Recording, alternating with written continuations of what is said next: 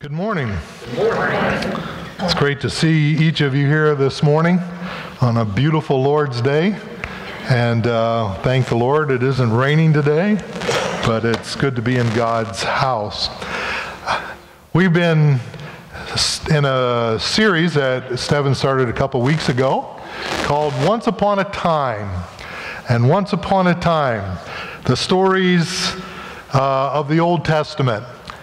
There's many stories that are there, and one that we're going to look at this morning is a story about a guy that had a lot of money. Everyone likes a story where there's a lot of money. We love to peek inside the lives of the rich and famous. We love to see what kind of cars they drive and what kind of clothes they wear and what their toilets look like, you know. You can go to the rich and famous pages and you can see all kind of things. As a culture, we always seem to be fascinated with the ultra-rich. Probably all of you have at one time or another wondered what it would be like to win the Publishers Clearinghouse sweepstake and $25,000 a week for life. What would you do with all of that money? We could only speculate what we might do. I don't know what I'd do if I had $1 million. Suppose buy some cool stuff, and of course everybody says we'd help people. I'd give it a shot if someone would give me $1 million. But the story I want to tell is about a guy who had a lot more than $1 million, at least in today's equivalency. He was more up there with the Bill Gates and the Warren Buffetts and the Jeff Bezos of our world. Just wealth beyond what we can even comprehend. This guy was not only rich, but he was a king, and he was a very smart one. We know him by the name of Solomon. Solomon. I'm sure most of us have heard of Solomon, and probably most of us know the story. I'm reading through the Bible plan on the Bible app, and this week is where we are at, right in the middle of this story of Solomon. If you remember the story, it really begins even before Solomon's birth. His father David was king, and as king, he got away from God, and he had an affair with one of the wives of one of his friends. And out of that relationship, there was a pregnancy. And because of that pregnancy and trying to cover it up, he ended up having his friend murdered. And then he took that woman, Bathsheba, to be his wife. And that child, as a result of that pregnancy, died. But then there was another child born, and that was Solomon. And Solomon really wasn't the one in line to be king. He wasn't the firstborn. But David had made a promise to Bathsheba that when Solomon was born, that he would be the next king of Israel. And so now it was coming to the end of David's life, and Bathsheba reminded Nathan the prophet, and they together went and reminded David that Solomon was to be king.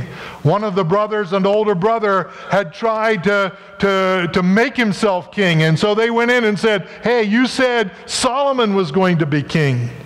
And as a result of that, David passes the reign on to his son Solomon. You most likely know Solomon as being the wisest man that ever lived. And he was a wise man, but he was also a man that had 1,000 wives and concubines.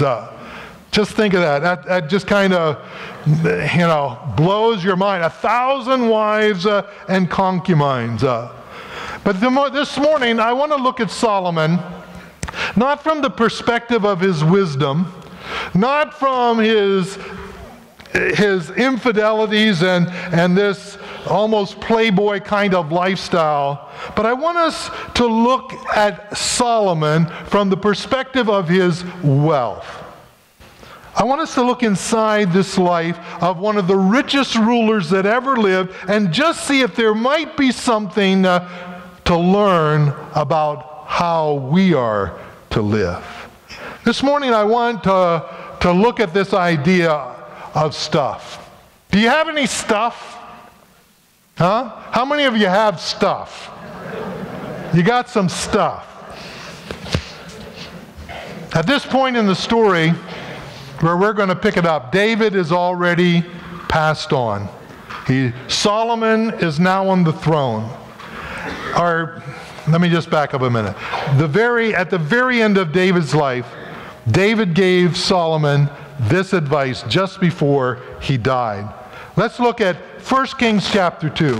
These are the last words that David gave to Solomon before he died. He said, "I'm going where everyone on earth must go someday. Take courage and be a man. Observe the requirements of the Lord your God and follow all his ways. Keep the decrees, commands, regulations, and laws written in the law of Moses, so that you will be successful in all you do and wherever you go. If you do this, then the Lord will keep the promise he made to me. He told me, if your descendants live as they should and follow me faithfully with all their heart and soul, one of them will always sit on the throne of Israel."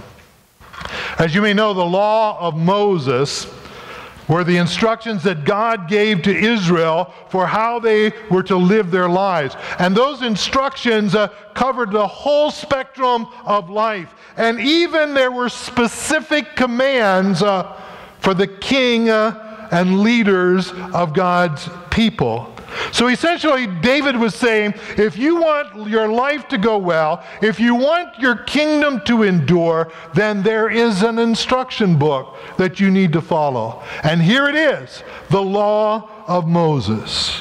Do what it says, and you'll have a good life. But as we're going to see in this story, that little bit of dying wisdom that David gives to his son, the wisest man that ever lived, ironically, it was forgotten or intentionally disregarded. But Solomon as a king started out pretty good. He comes to God, and God offers Solomon the very desires of his heart. Let's look at 1 Kings chapter 3. This is what it says. The most important of these places of worship was Gibeon. So the king went there, this was Solomon, and sacrificed 1,000 burnt offerings. And that night the Lord appeared to Solomon in a dream. And God says, "What do you want?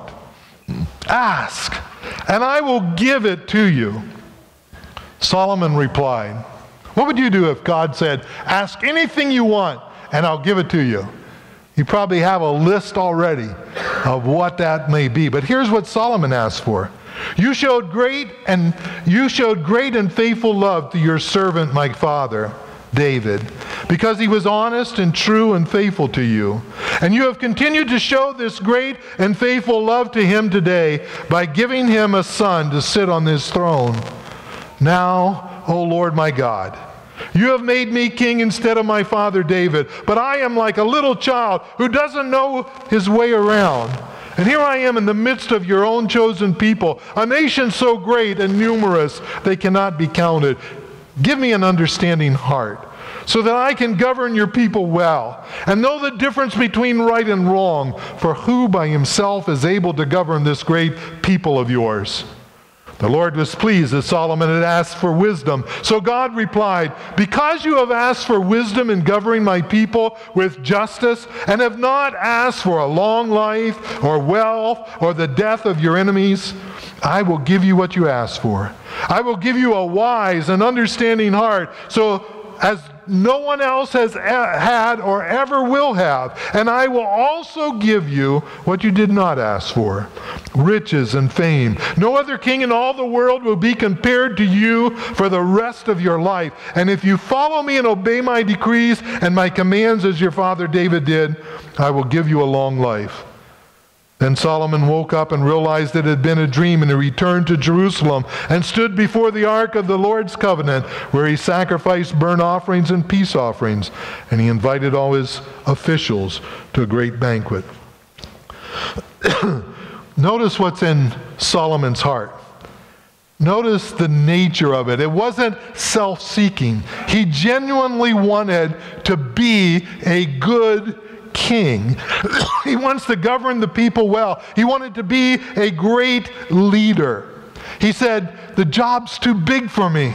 I need your help, oh God. That's what God wants to hear. That's what brings joy to his heart when we as a people say, God, I need you. And what's revealing here is that this selfless attitude that was reflected and recognized in his deep need for God starts Solomon on the course to be a great king. His heart is in the right place. He's full of the things of God. We find him using that wisdom to make decisions of justice.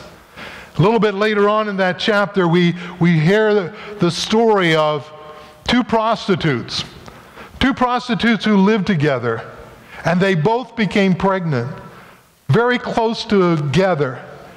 And one night, one of the ladies rolled over in her sleep and smothered her baby, and it died. She got up and realized her baby was dead and looks over and sees her friend and that baby, and she gets up and takes her dead baby over and puts it down and takes the live baby and takes it back to her bed. In the morning, the other mother wakes up and there's a dead baby in her bed, and she tries to work with her, and it's dead.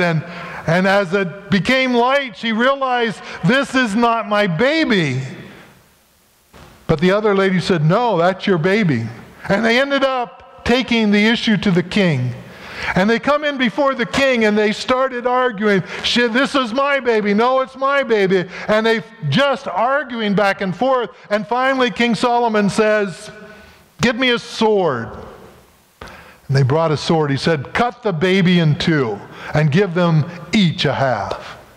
And the one mother says, oh no, king, don't do that. Let her have the baby. It's okay, let her have the baby. And the other woman said, oh, cut her in half and we'll each have a part. And so King Solomon says, give it to the woman who wanted the baby to live. She is the real mother. And the Bible says that in verse 28 of that chapter, it says, when all Israel heard the king's decision, the people were in awe of the king, for they saw the wisdom God had given him for rendering justice. And the Bible goes on in the next chapter to say how the kingdom prospered, and they ate, they drank, they were happy. It says that they had peace on all sides, and during Solomon's lifetime, from one end to the other, they lived in safely. Everyone had their own vine. Everyone had their own fig tree. Under his leadership, the people lived in peace, and they were a prosperous nation. And the prosperity was shared by everyone. Solomon didn't keep it all to himself, as many kings would, but it says they lived in safety, and everyone had their own vine, their own fig tree. What it was saying, no one was homeless. Everyone had all they needed to eat. He took care of their people, and life was good. And so in the early days of Solomon's reign, we see a powerful and very generous king. And even though he did make some mistakes early, by and large, Solomon had a heart for God, and he lived and ruled righteously. And in so doing, God blessed them. Oh, if the story only ended right here. If this was the summation, the epitaph of Solomon's life. But it isn't. We find that as he gets settled in, one of the things that God told Solomon he wanted him to do was to build a temple. And this temple was a grand structure that God specifically told Solomon that he was going to build. David wanted to build it, but God says, no, you're a man of war and a man that has shed blood. I don't want you building it. Solomon became the one who would build it. Solomon's heart was so full of God. But at this point in his life, it begins to be filled with stuff, other stuff. We see his focus in this time period beginning to shift from God and his people to his own lifestyle and his own appetites. In 1 Kings chapter 5, we see Solomon making his preparations for building the temple, and right away we see a shift in values somewhat. A man that had been so concerned about his people and everybody having and everybody being provided for. In verse 13 of chapter 5, it says that King Solomon conscripted laborers from Israel, about 30,000 men. He had ruled, as we said, with justice and without oppression, and those things were dear to the heart of God, that his people wouldn't be oppressed. But now he begins this great work of building, and he starts by making slaves of 30,000 of his own people.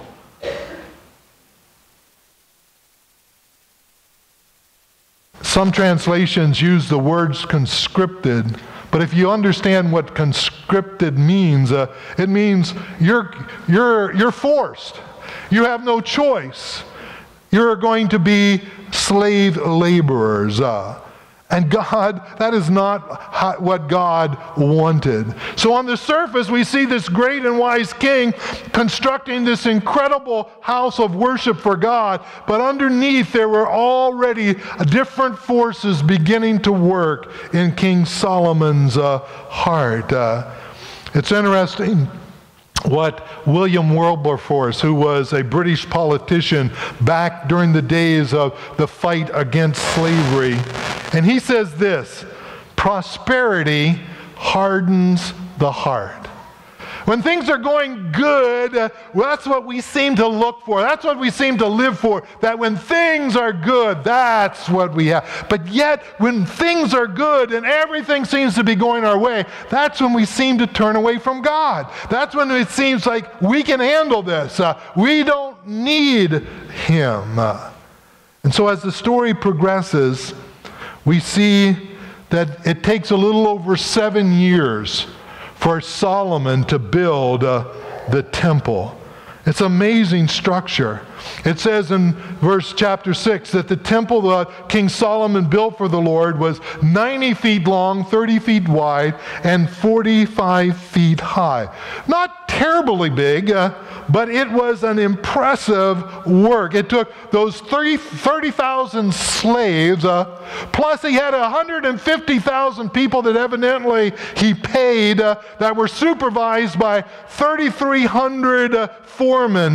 This was a huge undertaking. The design was precise. It was very ornate.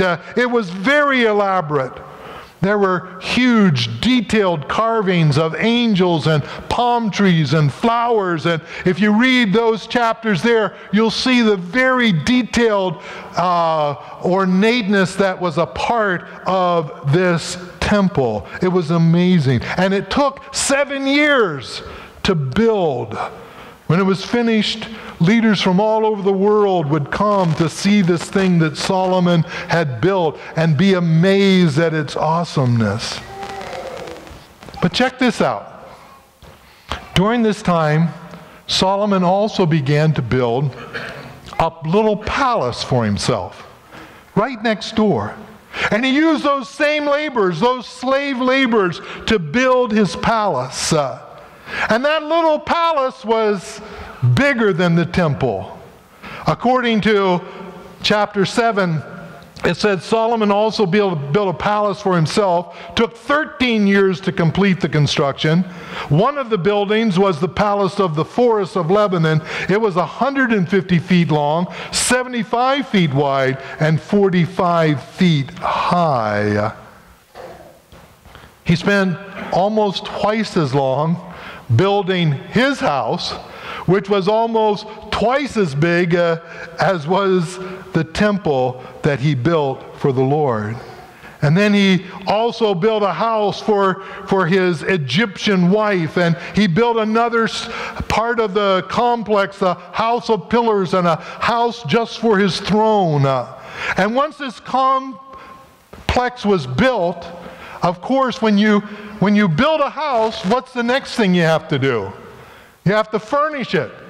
And you go and you look at this, and I want that, and Solomon began to put things into it, and it goes on in chapter 10, and it says, King Solomon made 200 large shields of hammered gold, each weighing more than 15 pounds. These were to be put on the walls in the palace. He also made 300 more smaller shields that were made out of 4 pounds of gold. And he put these in the palace of the Forest of Lebanon. And then he made this huge throne. He decorated with ivory, overlaid with fine gold. This throne had 6 steps and a rounded back. There were armrests on both sides of the seat, and the figure of a lion stood on each side of the throne. There were also 12 other lions, one standing on each end of the 6 steps. No other throne in all the world could be compared to it. All of Solomon's drinking cups were solid gold, and there were all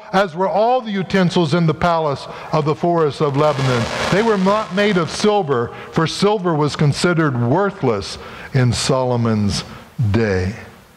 And so here he is, this beautiful palace with the most expensive things that you could put on the wall as decoration. He ends up building this house for himself and a separate house for his wife, who was an Egyptian. And we find that his heart, this heart that was so full of God and worship of God, beginning to be clogged. Forget silverware. He has goldware. Silver was for the peasants. It was all about gold. Gold was everywhere. Gold is shiny. It felt good, and it was the stuff that he made out of gold, and it had his heart.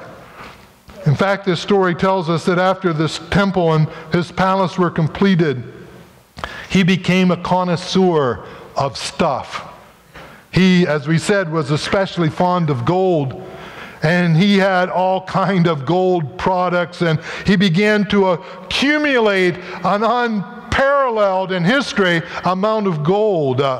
We see that he had 4.5 tons of gold that was given to him from Hiram. That's 100 in today's, what gold sells for today, that'd be $199 million worth of gold. And then it says that he gets 16 tons from another place, $708 million worth. And then it says that doesn't count all the revenues that came in from the merchants and the traders and the governors of the land. 25 tons a year. Now you think $25,000 a week for life is something. Think of 25 tons of gold every year. That's over $1 billion a year. You can make a lot of stuff. You can buy a lot of stuff with that amount of gold. And Solomon did. Further in the story, we read that he didn't just accumulate gold, but he sent his ships all over the world to bring back exotic animals from all over the world. There was chariots from Egypt, and there were just all kind of stuff. You know, if he had QVC back then, he would have been buying everything on it all day long. And he just accumulated and accumulated. He was a stuffaholic. But you'd say, well, what's wrong with that? He had the money and he was investing and he was bringing all of this stuff in. Well, remember what David told him before he died? David said, don't forget the law of Moses. Don't forget what God said in the law. And he had some very specific things to say about the king. This is what the law of Moses says. The king must not build up a large stable of horses for himself, or send his people to Egypt to buy horses. For the Lord has told you, you must never return to Egypt. The king must not take many wives for himself, because they will turn his heart away from the Lord. And he must not accumulate large amounts of gold, silver for himself. Sounds like Solomon's in trouble, doesn't it? Every one of those things that God specifically said, king, don't do it, Solomon did. Early in the story, when Solomon was young, when he was needy, the narrative talks about how he worshiped God and cared for them. But after he's been in the job here for a while, we see this king that was generous and shared his wealth, becoming one that was no longer full of God, but full of his own stuff. And those things controlled him. Little by little, the stuff distanced him from the heart of God. And we find in chapter 11 that it says the Lord was angry with Solomon, for his heart had turned away from the Lord, the God of Israel, who had appeared to him twice. There was no longer room for God in his heart. Too much stuff had accumulated there. If he had just taken his father's advice, if he had even taken his own advice. Solomon was the one who wrote the book of Proverbs. And in Proverbs, this is what he says: trust in your money and down you go. But the godly will flourish like leaves in spring. How much better to get wisdom than gold, he says, and good judgment than silver. He said, for the riches don't last forever, and the crown might not be passed to the next generation. And indeed, his crown was not secure. His clogged and divided heart ultimately led in a divided kingdom and a nation of Israel that would never be the same. So what can we learn from a guy like this? Is his story just too ancient, too once upon a time, to have anything to do with my life? I don't think so. In fact, I think there are many surprising parallels between him and us. Now, I don't have $1 million, and maybe you don't either. But what would I do if I did? What would I do if I woke up tomorrow and I had $1 million or 10 million or $1 billion as he had? What would I do with that? What would I become? I don't know. I would like to think that I would handle it well and use it to bless and let God use it through me. But I've seen too many people that have come into wealth and see it change them. Much like Solomon, I like stuff, just like you do. For me, especially things that are maybe electronic, like computers and phones and all of those things that we see and we think, oh, if I had that, oh man. And so we look for those things that money can buy. Oh, if I had $1 million. You know, we buy things and just take like computers and that. You know, I remember when I bought my first computer, went into Batcho's, and I told him I needed a computer. And so he hooked me up with a computer. It had, I don't know if it had 25 megs hard drive and a 4 megahertz processor, I think it was. And he told me, Bob, this is the only computer you will ever need. It was a lie. All right? My phone right now is like 1,000 times faster than that old computer. It's not like things ever wear out and you have to buy more. Once you buy something, you have it forever, right? Actually, Solomon is maybe smarter than us in this area. At least Solomon had the good sense that his stuff was made out of gold. And if things got rough, you could melt it down and get your money back. But for us, when our things wear out or we decide that they're not worth having anymore, the most we can get is a yard sale price of pennies on the dollar or sell it on eBay. The conversation in our day, really, though, is not so much about money. Where we are is this pursuit of stuff. We're not in our culture. It's not how much money we can accumulate. It's how much stuff we can get. All right, and it seems in our culture that we have as much stuff as our income allows, and if we get an increase in income, it just translates into more stuff. We don't really have enduring wealth.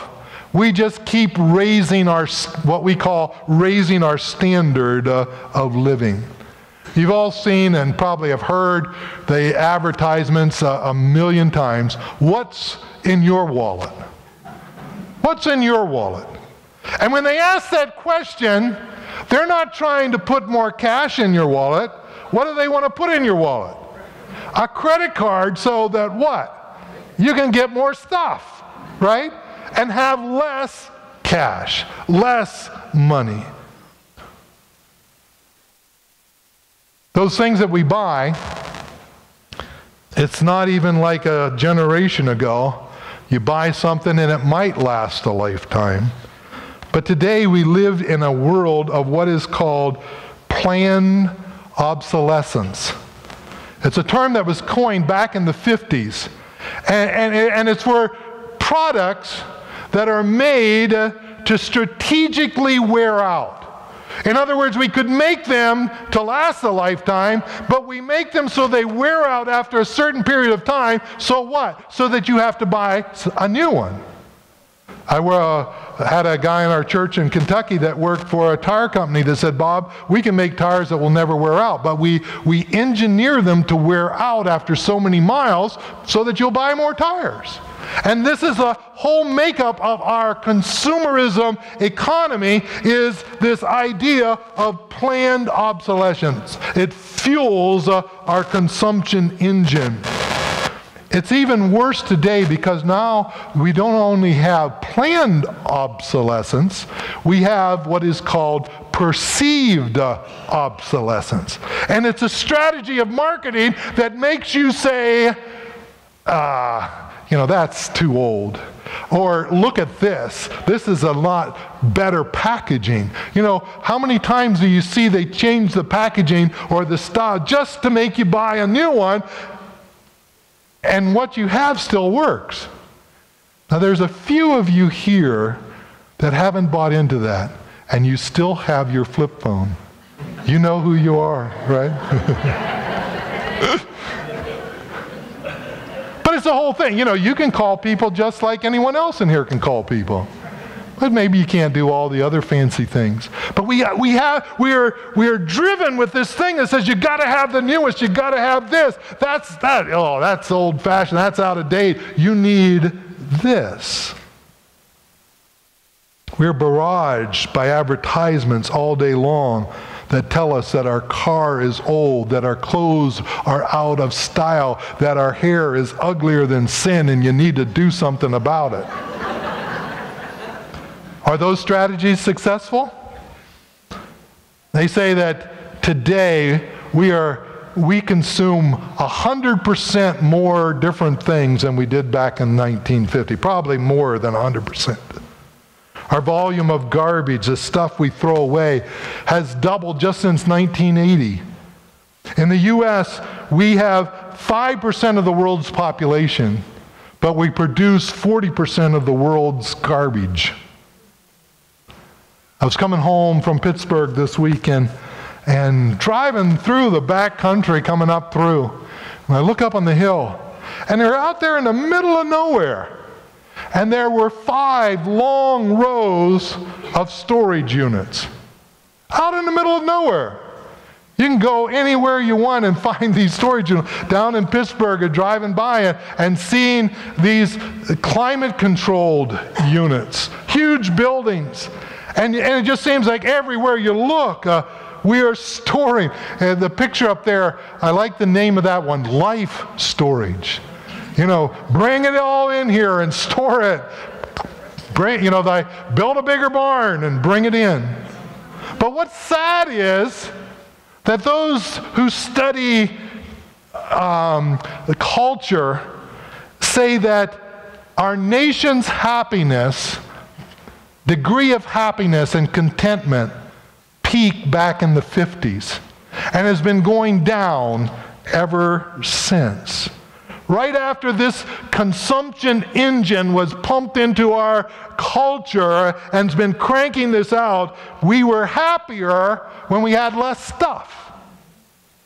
So I think we need, maybe even more than Solomon, some instruction from God on this issue. And thankfully, God does speak to it in His Word. The Bible talks a lot about wealth and what we do with it. We could pick a ton of passages, but let's just close with one.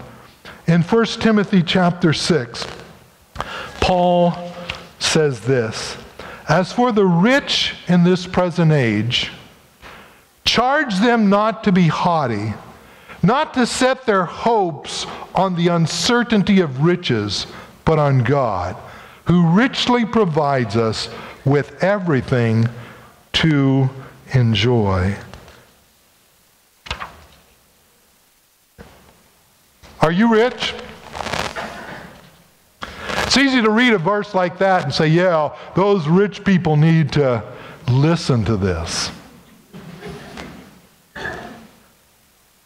As I've shared with you many times, especially speaking around missionary convention time, we live on a planet of 7.7 billion people. And 7.5 of them billion are poorer than you. Think about that. You know, we hear in our culture the 1%, and it gets us to be jealous of those that are super rich. But the world looking on, you and I are super rich. We are the 1%. If God's speaking to anybody, He's speaking to us. Not just Bill Gates and Jeff Bezos. He's saying to you at Hyde Wesleyan today, He says, as for you, I charge you, don't be haughty. Don't think I'm cool.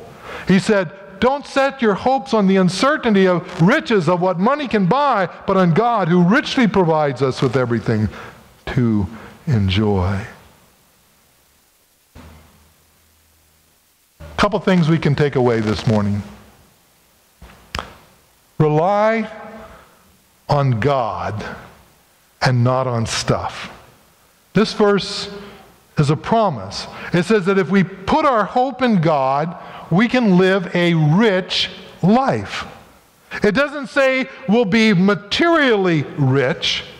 It's not a prosperity gospel that Paul is speaking about here. The promise is for a rich life with meaning, with purpose, because we have a relationship with God that is rich. It's about being rich in God, not about being rich in stuff.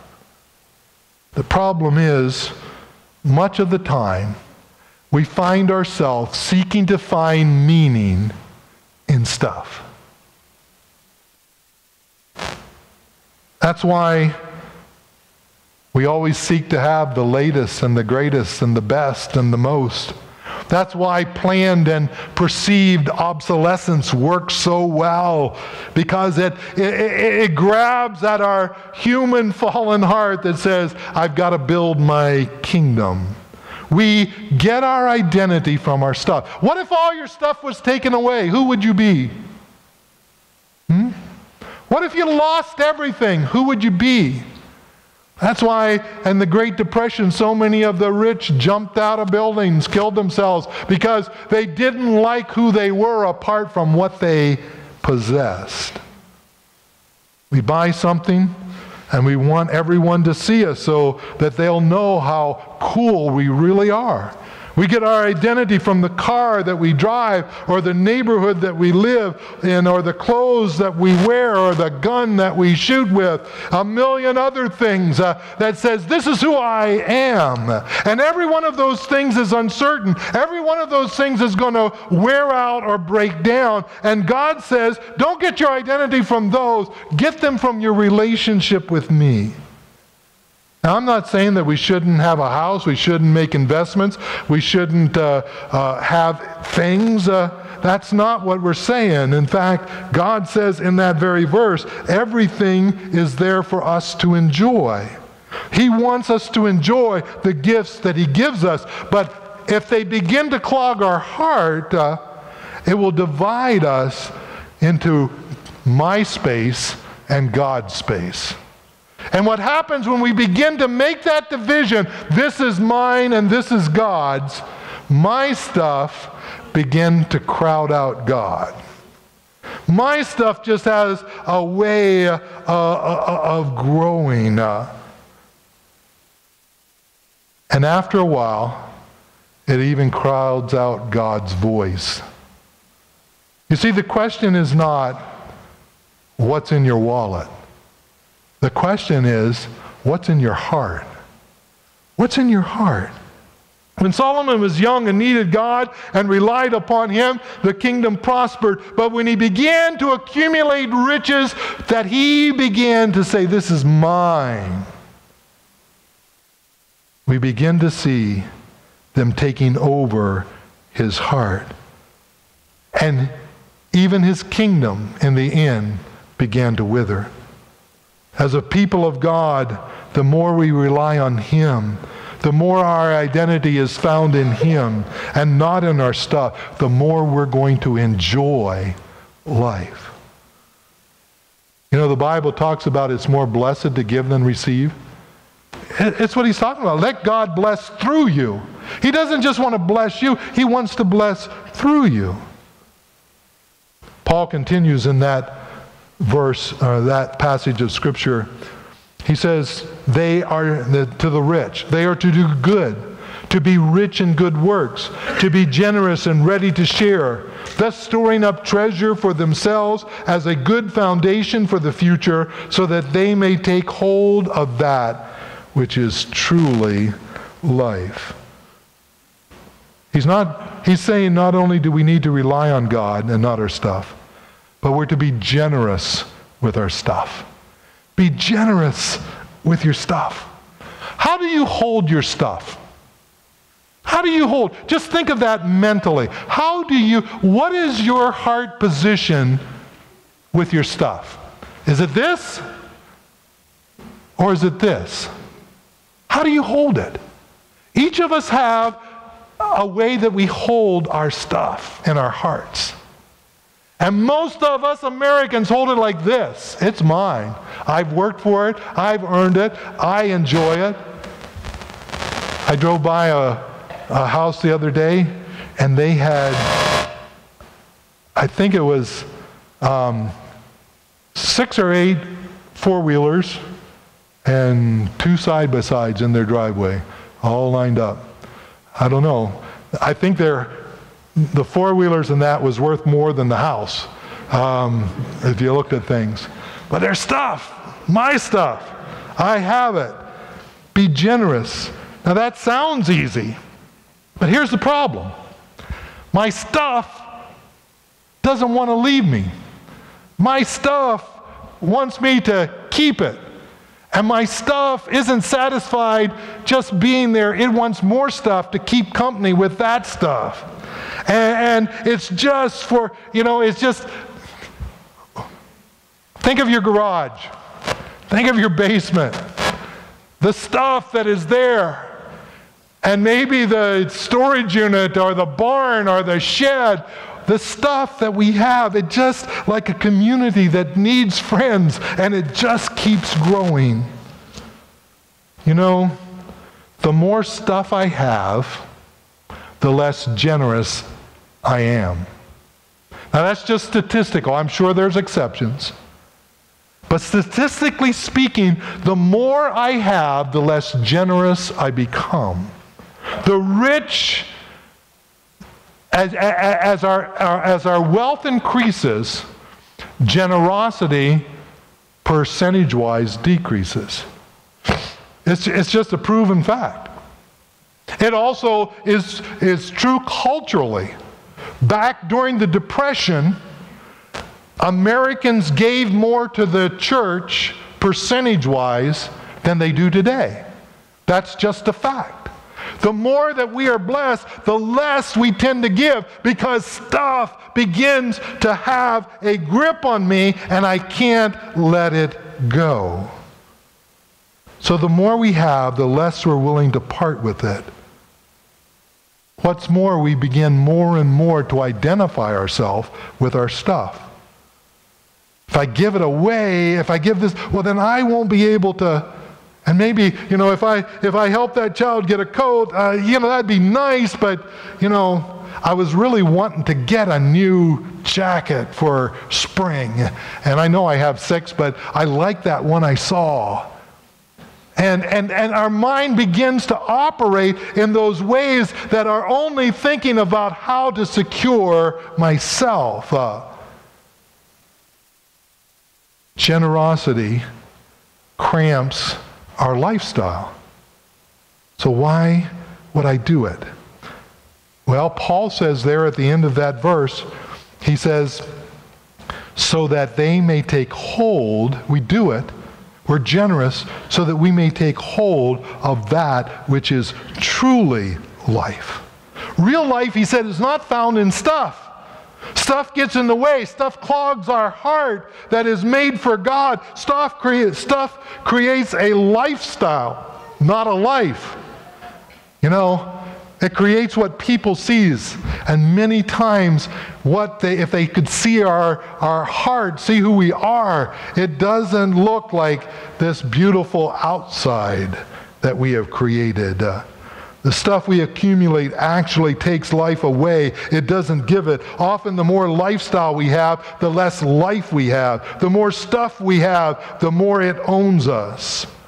Solomon spent his life creating this lifestyle. And yet, listen to the words that he writes coming to the end. He starts out, he says, those who love money will never have enough. That comes from a man that had it all. I think it was Rockefeller, John D. Rockefeller, the billionaire tycoon, that someone asked him, how much money does it take to make you happy? And his answer was, just a little bit more. And that's where we are. That's where we are as a people. Those who love money will never have enough. How meaningless to think that wealth brings true happiness. The more you have, the more people come to help you spend it. So what good is wealth, except perhaps to watch it slip through your fingers? People who work hard sleep well, whether they eat little or much, but the rich seldom have a good night's sleep. My guess is that towards the end of Solomon's life, he didn't sleep too well. Life, as he comes to the end, he said, it's meaningless. So what should we do with God's instructions to us? Well, hopefully, unlike Solomon, I hope that we'll take it to heart and follow God's instruction. Money and stuff, money and stuff can buy gifts, but they can't buy God's gift. They aren't meant to take His place in your heart. Francis Chan said this. He said, how we spend our money is equivalent to choosing God or rejecting Him. That's a deep thought. Maybe write it down, tuck it away. It says, how we spend our money is equivalent to choosing God or rejecting Him. Everything I do is a reflection of my relationship with God. Where am I at in my relationship with God? Let's choose God with our money, because when we do, we have life and not just a lifestyle.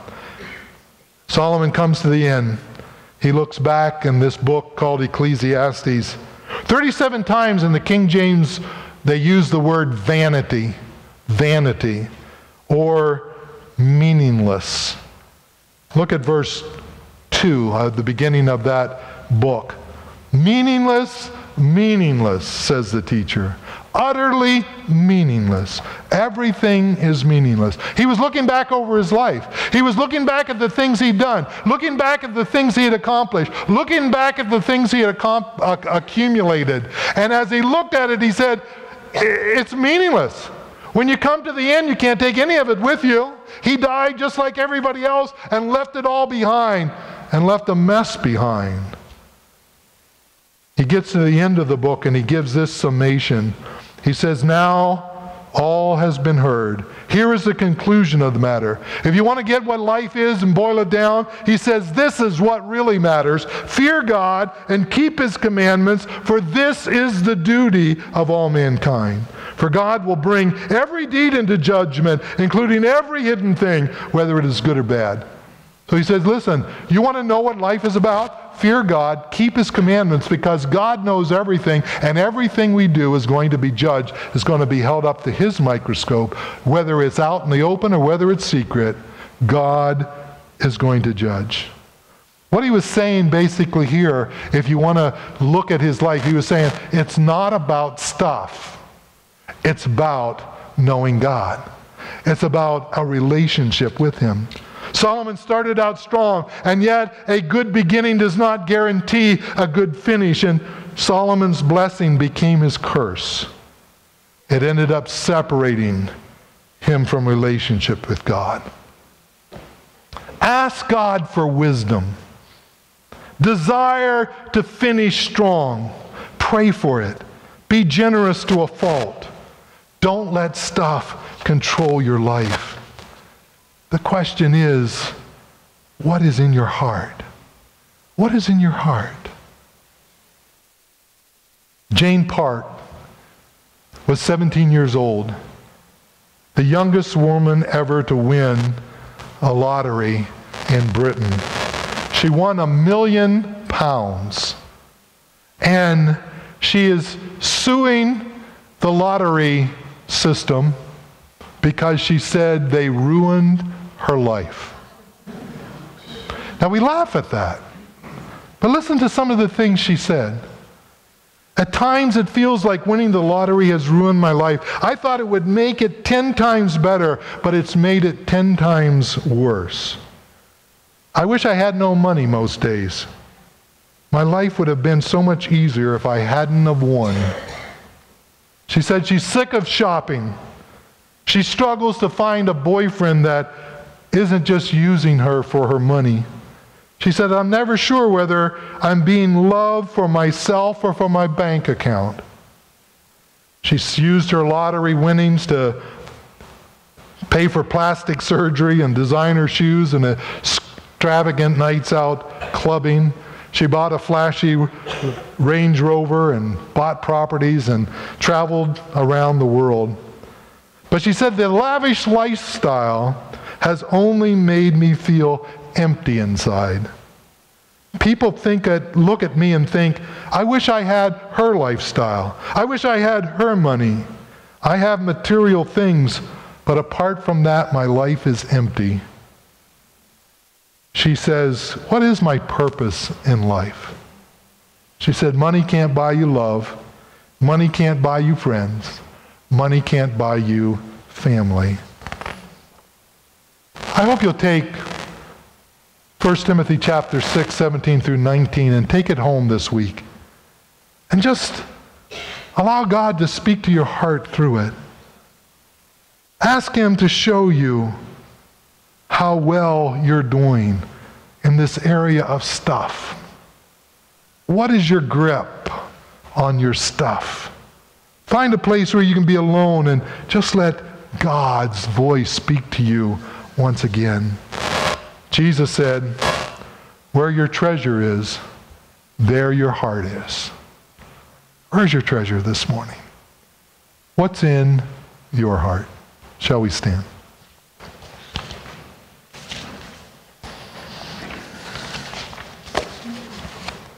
Father God, thank you this morning for the blessings that you bless us with. And so many times